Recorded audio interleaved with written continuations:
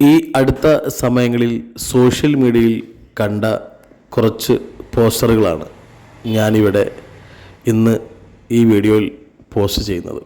ടൊവിനോ തോമസ്, സൗബിൻ ഷാഹിർ, മഞ്ജു വാര്യർ, ബേസിൽ Joseph, അങ്ങനെ കുറച്ചു മലയാള നടന്മാരുടെ പണ്ട് നമ്മൾ ബാലരമ കഥ ബുക്കിലൂടെ വായിച്ചു രസിച്ച മായാവി എന്ന ഒരു കഥയ്ക്ക് പിന്നിലെ കുറച്ച് കഥാപാത്രങ്ങൾ മലയാള സിനിമയിൽ നിന്നെടുത്താൽ ഇവരൊക്കെ വന്നാൽ എങ്ങനെയിരിക്കും എന്ന് സോഷ്യൽ മീഡിയ ജനങ്ങളിലേക്ക് കാണിച്ചു തരികയായിരുന്നു.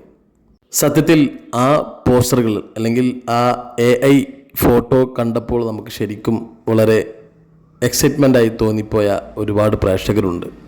ശരിക്കും മായാവിയെ നമുക്ക് ടൊവിനോ തോമസ് എന്ന നായകനിൽ കറക്റ്റായിട്ട് AIയിൽ നമുക്ക് കാണിച്ചു തന്നിരുന്നു. അതുപോലെ സൗബിൻ ഷാഹിർ ലുട്ടാപ്പിയായി വന്നപ്പോൾ വളരെ മനോഹരമായിരുന്നു. അതിനുശേഷം സൗബിൻ ഷാഹിറിനെ തന്നെ മായാവി കഥയിലെ മറ്റൊരു കഥാപാത്രവുമായിട്ട് സൂചിപ്പിച്ചിട്ടുണ്ടായിരുന്നു.